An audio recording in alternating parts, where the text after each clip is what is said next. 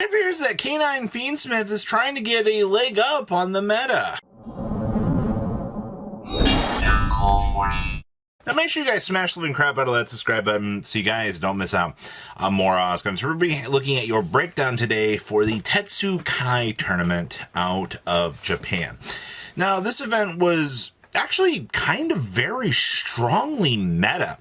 But I like the fact that we also had some kind of off-the-wall challengers, as I'm going to say here, because looking at how things kind of are going right now in the OCG, I mean, Yummy is your best deck. You know, Marshmallow exploded this deck in such a different direction, gave the deck, you know, way more giga consistency, has changed, you know, the whole playing field for what this deck was initially capable of, and it really has turned into a monster on the field. Now, we also had two Vanquish Soul challengers out of this event.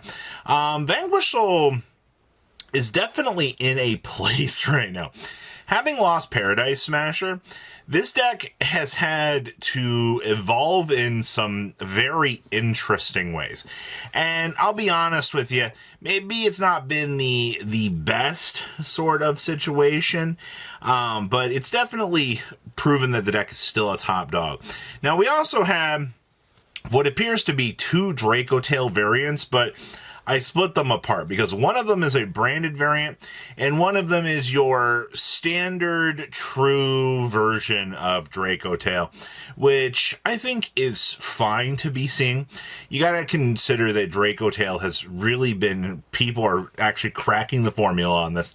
They've been working on it very, very well, and it's really coming together. And then we have a Canine Fiendsmith list. Heard me say that correctly. We're using the Fiendsmith cards to bridge the gap, and Canine for a defensive wall. Huh.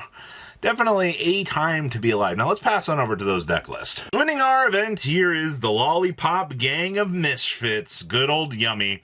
And you're going to continue to see these guys do absolutely what they are going to be doing. Now, you do see one Yummy surprise in this list. You also do see that we are playing two Thrust in the main.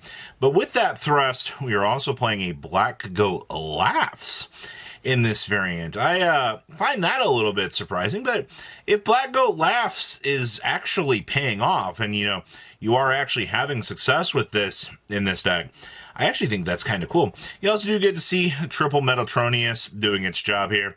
Regeki, Heavy Storm, Feather Duster, all of the standard good cards. And also, Japan has Linkaribo, which obviously does kind of change up some of the extra deck options that you have to have. And they also have access to Carmelia. So, this deck does feel a little bit different than the TCG counterpart, but the same ingenious results are going to be getting you there. Ooh, we have more Yummy for you. Now, you see this list cut Lollipop straight down to one. Perfectly makes sense. You don't want this deck kind of getting too far ahead of itself. You also do see we're only playing one Engage, one Hornet Drones. That has been, honestly, the go-to. I love the fact that you cut back on the fat, be able to achieve better results, and it usually works out for you. We're also going with triple Purge in here and triple Imperm. The fact that one list is on Black Goat Laughs, another list is bouncing around over here, you know, going back to the Purges, it really does show how much room that you have to work with in these lists that you can actually play with and evolve. And I actually quite like that a lot.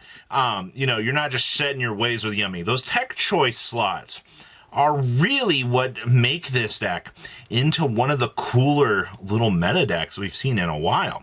Next up here, we have Fiendsmith with a Canine package. Now, first thing you're going to see in here, we have a little mini Primite package. We're using Tremors in here to be able to beam out Pity, and then, you know, you link out Pity and do full Fiendsmith combo. But at the same time, you're basically, the Fiendsmith combo is going to catch some hands. Now, you're also going to notice that dear old Mjolnir and the artifact lock is present in this list, which is an incredibly unfair and broken scenario.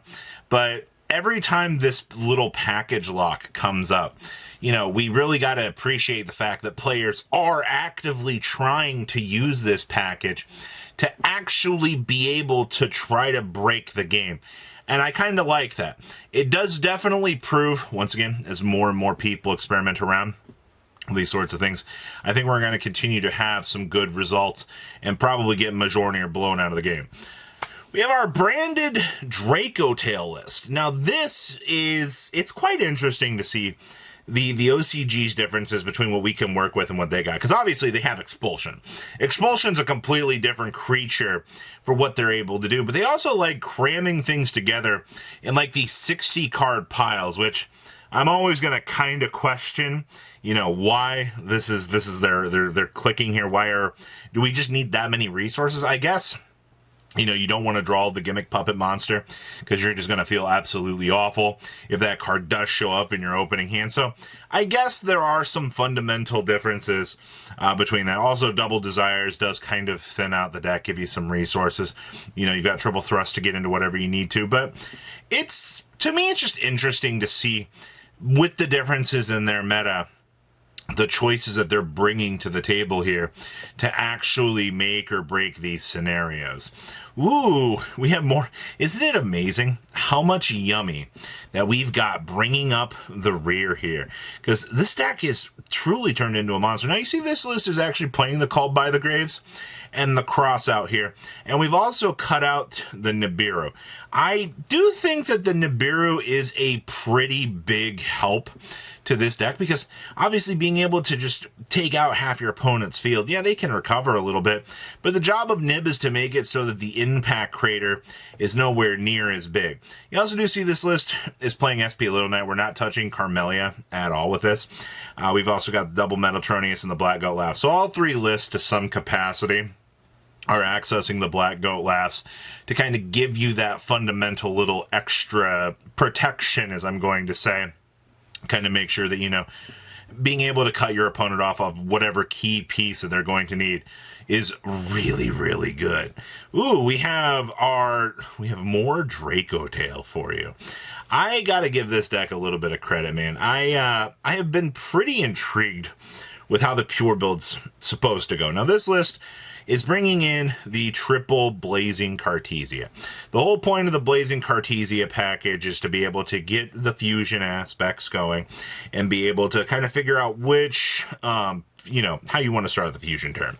I do see that we are also main decking those super polymerizations. Super poly is really, really good, especially against Vanquish Soul here, where you're able to use the new Psychic Fusion monster to break apart their field and kind of capitalize on whatever bits and pieces that they got left. You also do see we have double Dragon's Mind down in the side deck. We also have a Dark Kaiju here, which that's kind of interesting. And of course, shout out to Phantasme, still getting some value. Our next list here is some Vanquish Soul. So this build is playing 50 cards. Okay, well, I guess we are playing triple Doggeron in here.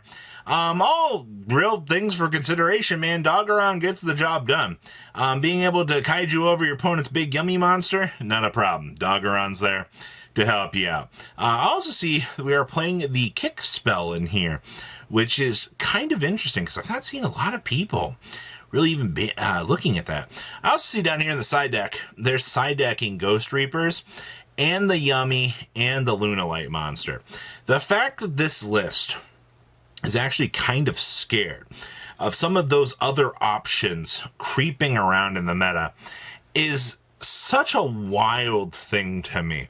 Also, shout out to There Can Only Be One. It's a free auto win button if it comes up, and God forbid if it doesn't come up, oh well. And then we have this pure Vanquish Soul list. This was the whole reason why I decided to make this video. It's because you don't really see people taking pure to a competitive level, especially, you know, with the choice of playing the odd Vanquish Soul monster in here. You also do see double Vitos present here, but we're also playing triple copies of Small World in here. Small World's entire purpose is to be able to bridge you into, you know, whatever sub-package engine that you're going to need and be able to kind of capitalize from that point on, which, I mean, like I said, I think this is a pretty interesting take on with what we're working with here. So what do you guys think about all of this? Please, comment down below. Tell me what you guys think. I'll see your beautiful faces back here in a day, guys. patrons. Thank you.